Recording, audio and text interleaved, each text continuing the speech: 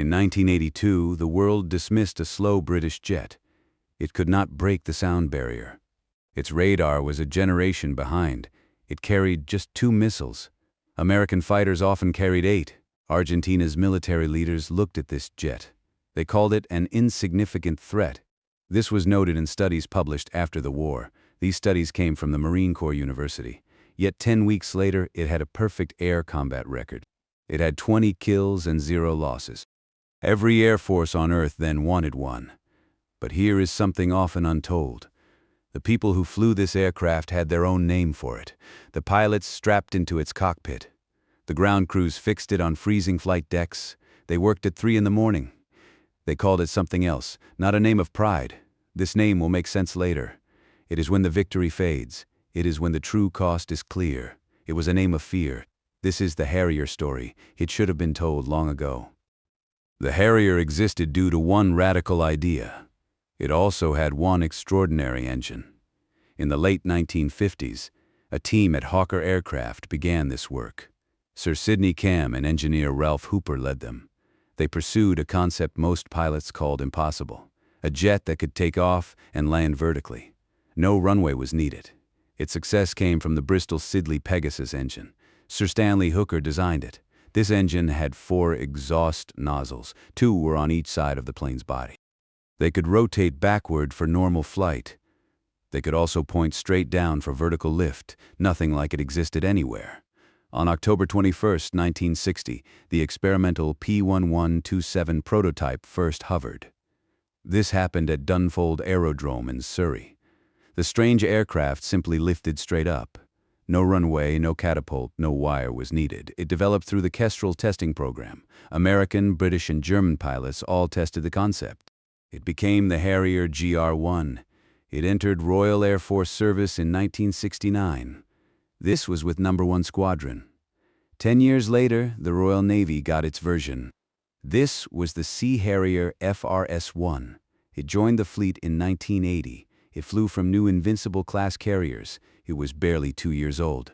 Then it was called to fight Britain's most important air war since 1945. So why was it not taken seriously? Look at the numbers. The Sea Harrier's top speed was 735 miles per hour. This was Mach 0.97. It flew just below the speed of sound. Meanwhile, the American F-15 Eagle reached Mach 2.5. Argentina's Mirage 3S planes exceeded Mach 2. The Sea Harrier seemed like an old machine. Its Blue Fox radar was a simple pulse system. It struggled when looking down. It was a full generation behind newer radar sets. Those were on American and Soviet fighters. For air combat, it carried 2 Sidewinder missiles. The F-15 carried 8. NATO training in the late 1970s showed the truth. Allied pilots saw the Harrier as a clever trick. It was interesting at air shows, but they would not rely on it for war. This doubt was not just from other nations, it came from within Britain. Defense Secretary John Nott's 1981 Defense White Paper suggested selling HMS Invincible. It would go to the Royal Australian Navy. This would cut the fleet's fixed-wing aircraft. Many in government saw the Sea Harrier as a cheap replacement. This was for Phantoms and Buccaneers. The Royal Navy had given these up in the 1970s. Admirals who believed in the Harrier fought their own government. They fought for its survival. They were losing. Argentina invaded the Falkland Islands on April 2, 1982. The Sea Harrier was then on borrowed time. It was deployed on carriers planned for sale or retirement. Its missiles were newly supplied by the Americans. Both friends and enemies underestimated it. Then, everything changed. The British task force sailed from Portsmouth on April 5th. This was 3 days after the invasion. It carried the most unlikely air component for modern war. HMS Hermes, the older flagship, carried 12 Sea Harrier FRS-1s. These were from 800 Naval Air Squadron. Lieutenant Commander Andy Old led them. HMS Invincible, newer and smaller, carried 8 Sea Harriers. These were from 801 Naval Air Squadron. Commander Nigel Sharkey Ward led this group. His name became linked with this air war. His personality was brilliant, aggressive, and openly self-promoting. This caused arguments for decades. So, 20 aircraft in total, that was it. 20 Sea Harriers had to defend an entire naval force. This force operated 8,000 miles from home. Argentina's Air Force could put 82 combat planes in the sky. These came from mainland bases. The numbers were terrifying. Losing a few early on meant the task force would be defenseless. No air cover. The war would end. Ground troops would not land. The carriers themselves had an overlooked problem. Both Hermes and Invincible were small. They were not like the huge American Nimitz-class carriers. Those had steam catapults. They had flight decks as big as 4 acres. The British carriers had no catapults. Instead, they had a ski jump ramp. This curved ramp at the bow launched Sea Harriers upward. This traded some thrust for extra height and lift. This was crucial in the first seconds after takeoff. The physics mattered greatly. A flat deck takeoff meant Sea Harriers would be heavy with fuel but light on weapons, or armed but short on range. The ski jump changed this. By launching aircraft upward, pilots carried more fuel and weapons. A flat deck would never allow this at those ship speeds. It was a unique British solution, elegant, not glamorous, born from needing to do more with less, and it proved essential when every sidewinder and every extra minute of patrol time was vital. More planes were gathered from any source. 809 Naval Air Squadron quickly formed. This used training and reserve aircraft then. A container ship was called. The Atlantic Conveyor was a merchant vessel. It was built for commercial freight across the Atlantic, not to carry aircraft in a war. Within days of being taken over by the Ministry of Defense, it transformed. It became something new with no real name. Nothing like it existed. Welding crews worked non-stop. They added helicopter landing pads. Sea Harriers and Royal Air Force Harrier GR-3 planes were loaded. They went onto its open deck. They were tied down with chains. Tie-down points were improvised quickly. The ship had no armored flight deck. It had no firefighting foam systems for aviation fuel, no blast shields, no arresting gear. It was a cargo ship with jet fighters chained to its roof. It sailed into a combat zone. Exocet missiles were already a threat. Crews on that deck worked in terrible conditions. These would be unacceptable on any real carrier. Wind, spray, and corrosion ate at the exposed aircraft. They constantly knew one thing. A single fire among those fueled, armed jets would be deadly. The ship had no flight deck fire suppression. The aircraft could not fly off the conveyor normally. It had no ski jump, no proper flight deck. So, transfer to carriers had to happen at sea. In the South Atlantic, pilots made vertical takeoffs. They launched from a pitching merchant vessel. They made vertical landings on carriers. These carriers were also rolling through heavy swells. Every transfer was extremely tense. One wrong hover in a crosswind over that open deck. A Sea Harrier would fall into the sea. Yet they successfully moved every aircraft. By the end of the mission, 28 Sea Harriers were in the battle zone. They were joined by 10 Royal Air Force Harrier GR-3 jets. These came from No. 1 Squadron. Facing them was the full strength of the Argentine Air Force. The Argentine Navy's air arm also opposed them. These included Mirage 3 EAS planes. There were also Israeli-built IAI daggers, which were like Mirage 5 aircraft. These planes were fast, nimble, and proven in battle. They also had Douglas A-4 Skyhawks. These were flown by pilots known for their wild courage. No expert thought the British Air Force had better than a 50-50 chance. The first air battle happened on May 1, 1982. It showed the Sea Harriers' power with fierce clarity. That morning, Sea Harriers from 800 Naval Air Squadron attacked the airfield at Stanley. Meanwhile, planes from 801 Naval Air Squadron flew air patrols over the islands. Argentine Mirage 3 EAS jets quickly took off to intercept. They climbed from mainland bases. They raced east over the open water toward the British force. Flight Lieutenant Paul Barton was a Royal Air Force pilot. He was on exchange with 801 Naval Air Squadron aboard Invincible. He saw a target on his Blue Fox radar. It was a Mirage 3, coming fast. Barton moved to intercept. He saw the Argentine jet clearly against the gray South Atlantic sky. He locked onto it with an AIM-9L Sidewinder missile. He pressed the firing button. The missile fell from the wing. Its rocket engine fired. It flew straight and hit the target. The Mirage broke apart. Barton had achieved the Sea Harrier's first kill of the war. The weapon that did it was the all-respect Lemur Sidewinder. It had just changed the rules of air fighting. This happened 8,000 miles from the factory where it was made. Minutes later, Lieutenant Steve Thomas, also from 801 Naval Air Squadron, shot down another Mirage. By the end of that first day, many Argentine aircraft were destroyed in air battles. Not one Sea Harrier was damaged. This pattern continued for 6 weeks.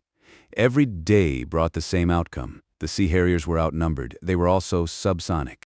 Yet, they systematically destroyed every Argentine aircraft. These planes challenged them in the air.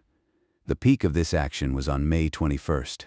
This was the day British forces stormed ashore at San Carlos Water. This was the amphibious landing. The entire war depended on this moment. The Argentine Air Command sent everything it had. They targeted the vulnerable landing ships. Waves of daggers, Skyhawks, and Mirages came screaming in low. They flew over the ridgelines of East Falkland. They descended into what became known as Bomb Alley. This was a narrow stretch of water between the hills. British warships and transport ships sat there. They were exposed and mostly still. They were unloading troops and supplies. The anti-aircraft fire was fierce. Ships fired every weapon they had. Argentine pilots flew through it anyway. They flew at mast height. Their planes flew so low they kicked up spray from the water. Above them, the Sea Harriers waited. Air patrol missions flew constantly from the carriers. When Argentine attack groups came within range, the Sea Harriers attacked them. Commander Ward, leading 801 Naval Air Squadron from Invincible, intercepted daggers. They were heading for the ships. He locked a Sidewinder onto the last plane and fired. The dagger pilot never saw it. One moment he was flying. The next, his aircraft was a ball of fire. It tumbled into the hills of West Falkland. Ward turned his plane. He looked for the next target.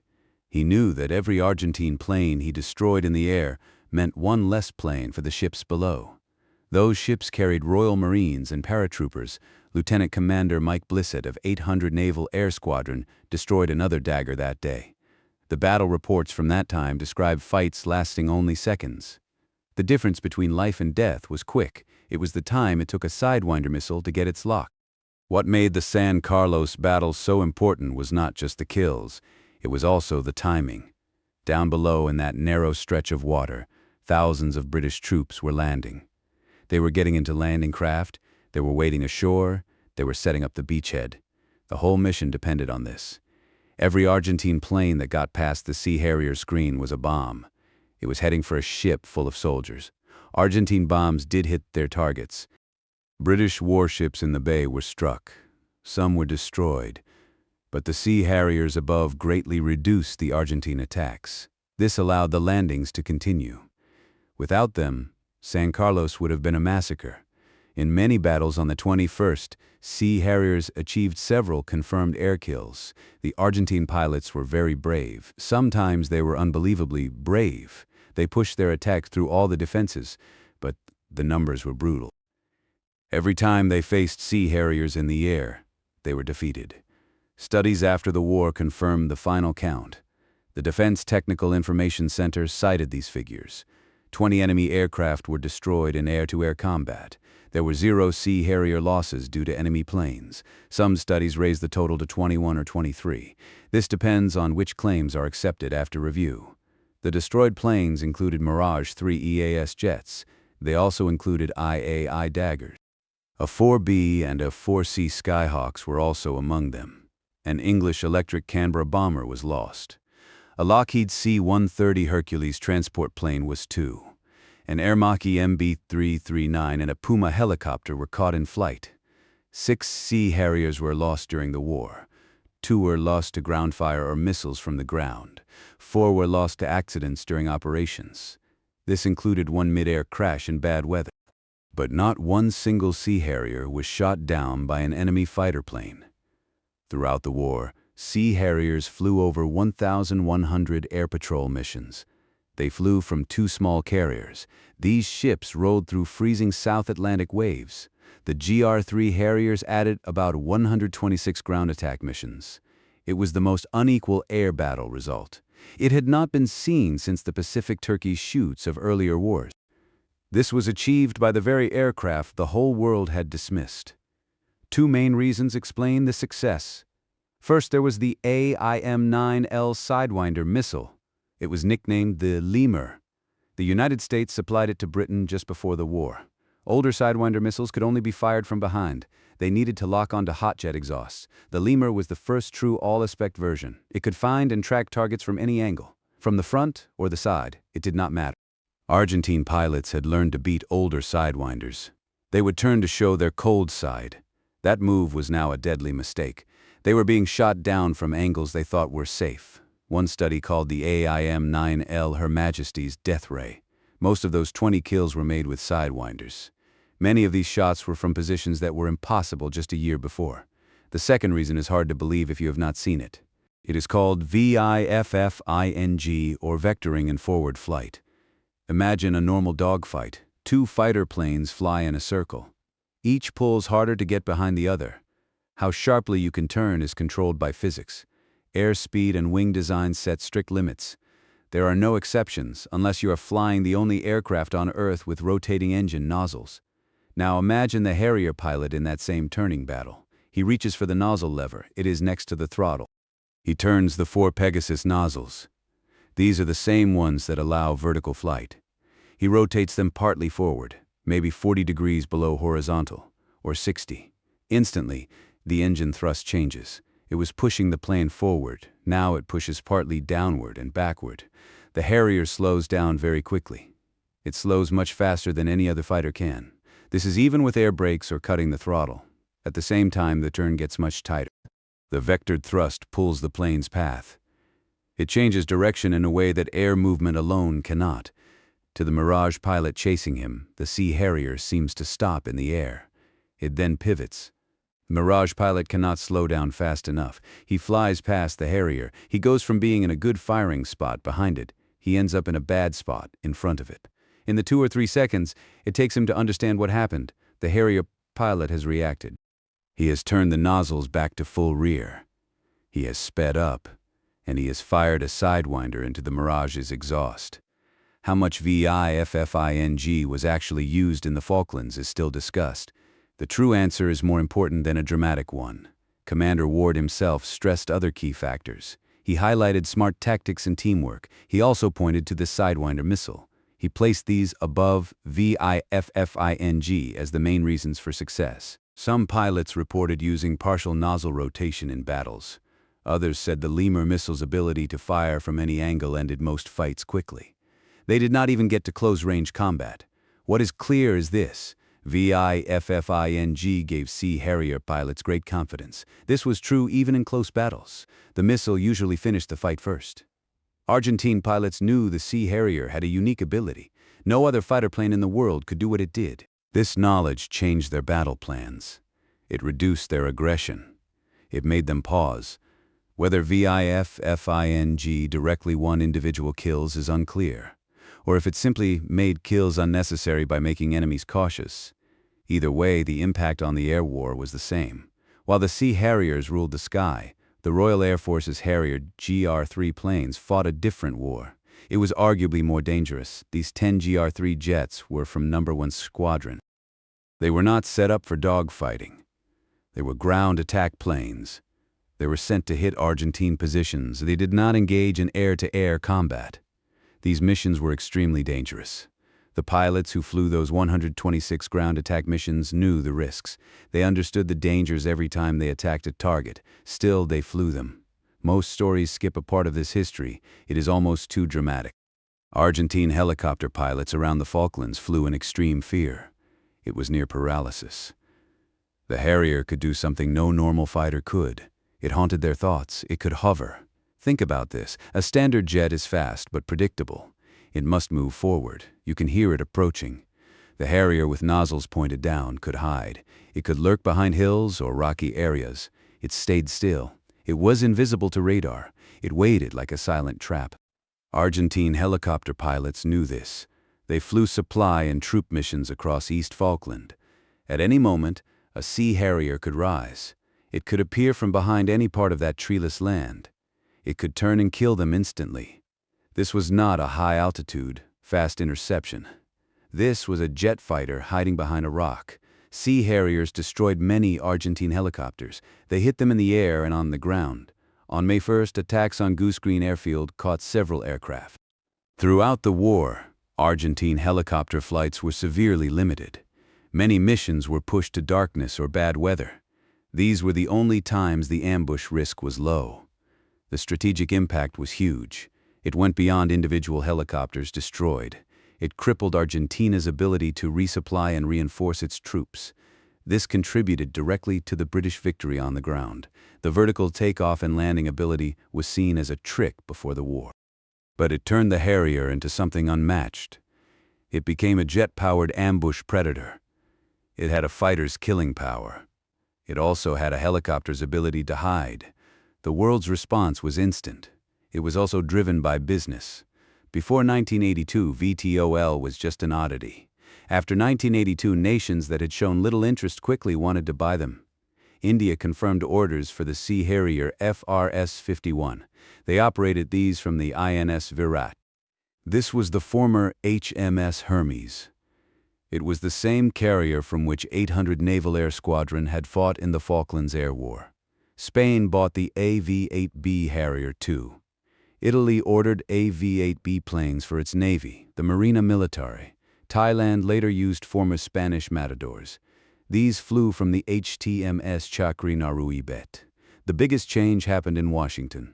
The United States Marine Corps had flown the first AV-8A generation. This was since the early 1970s. But the Falklands results came as a huge confirmation. The AV-8B Harrier II program had been slow. This was a greatly redesigned second-generation aircraft. It was developed by McDonnell Douglas and British Aerospace together. Its progress was slow due to common doubts. Air Force and Navy groups often looked down on VTOL. They still showed their usual disdain. But the Falklands War results changed everything. The Harrier became the prime example for battlefield air support. It was a war winner. For the Marine Corps, the Harrier became vital to their combat approach. It was key to their expeditionary method. This meant quick deployment from ships. They would operate without long runways. The AV-8B program then received massive support. Suddenly, it was fully funded. Its success was no longer doubted. It became a leading project. The United States Marine Corps still flies the Harrier. It has been upgraded many times. It is still a versatile aircraft. In the end, the Harrier was feared by its enemies. It was admired by its allies. It was one of aviation history's most remarkable aircraft. Not bad for a plane the world once laughed at. A plane everyone thought was an insignificant threat. This is the story of the Harrier. It is the story of how an underdog became a legend. After the Falklands conflict, it was impossible to keep showing that kind of disrespect. People could no longer act so superior. The AV-8B model started service with the Marine Corps in 1985. It became the Corps' main light attack plane for 30 years. Back in Britain, the plan to sell the ship HMS Invincible to Australia was quietly stopped. This plan had been made by John Knott. The Sea Harrier fleet was improved. It was later upgraded to the FA2 standard. This included the much better blue Vixen pulse Doppler radar. It also had AIM 120 AMRAAM missiles. Britain's own government had been ready to get rid of this aircraft. Instead, it became the most important part of the Royal Navy's air power for 2 more decades.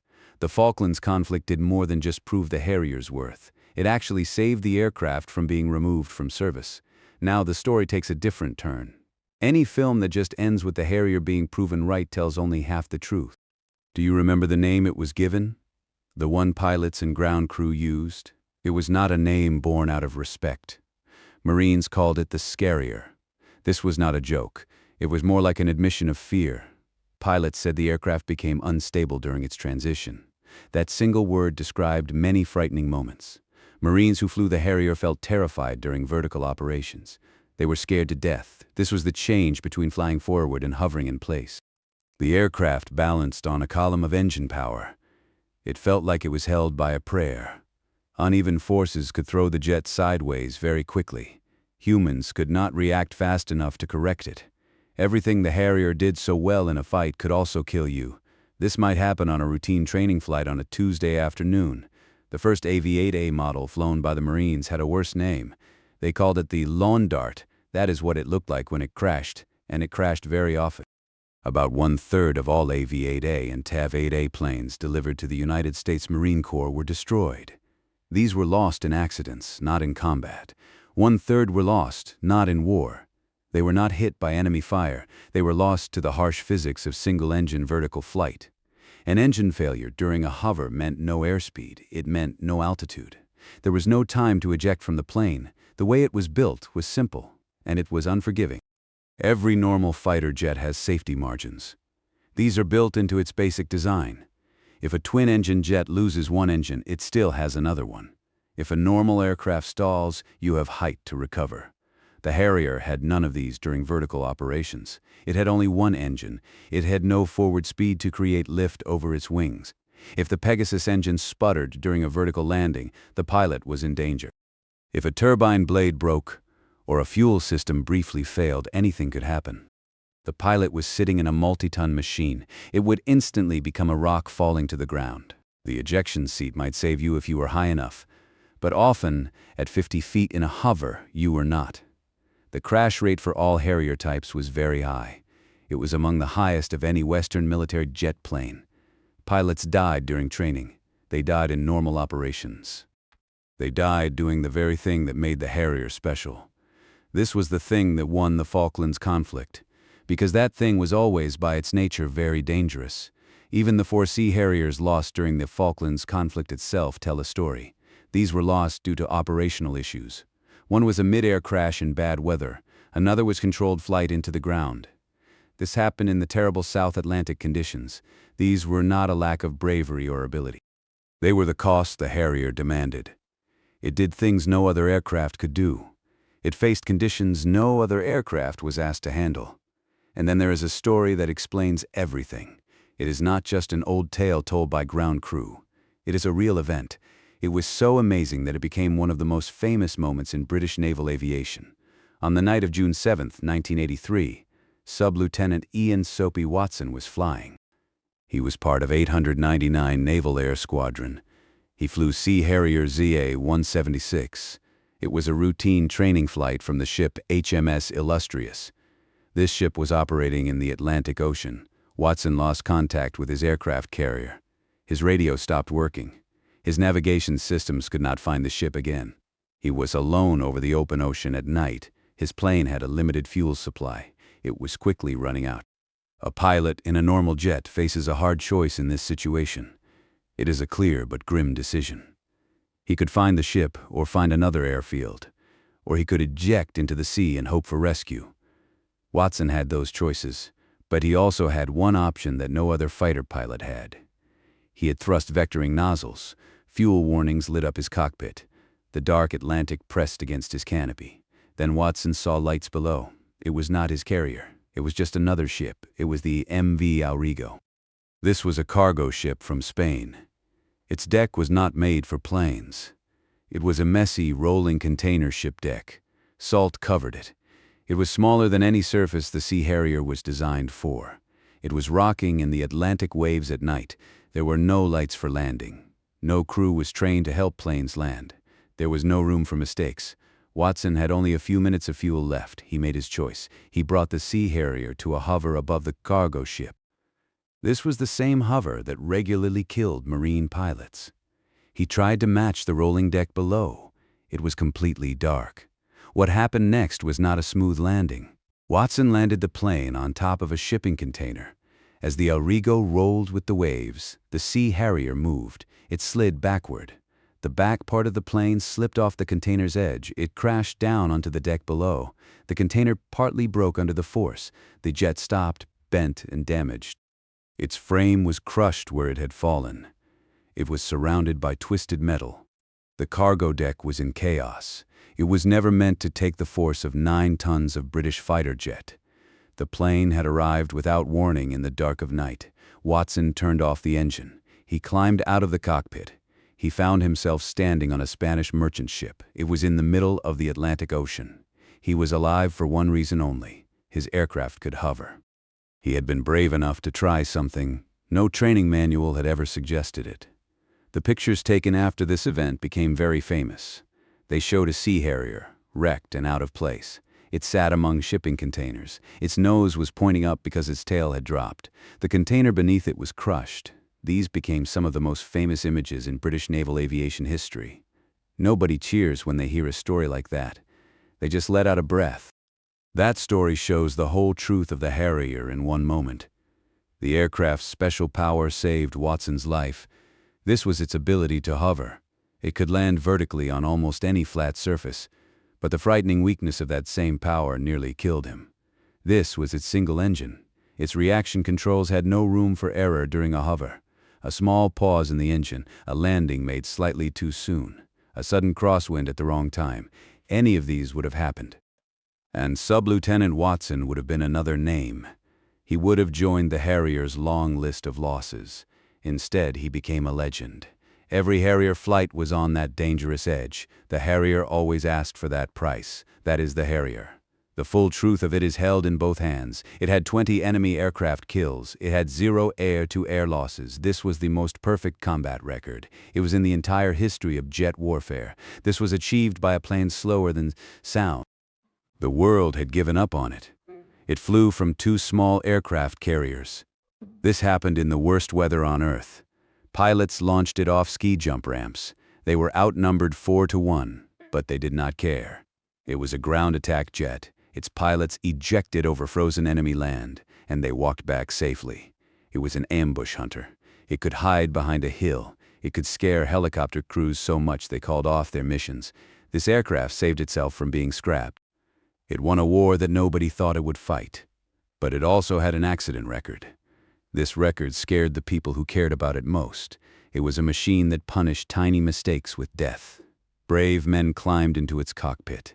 They knew every time that this flight could be the one where the Pegasus engine might fail. The pilots who won the Falklands conflict in 1982 proved our critics wrong. The pilots who died during peacetime also proved critics right. They were trying to master a machine. It had no forgiveness built into its core. Both these things are true. They are true at the same time about the very same aircraft, and that is the contradiction. Glory and terror, victory and loss, the best combat record ever achieved, and it was in a jet that also killed its own pilots. This is what makes the Harrier truly unique. It is unlike anything else that has ever flown. That is the whole story. It is the full one. It is the story that should have been told a long time ago.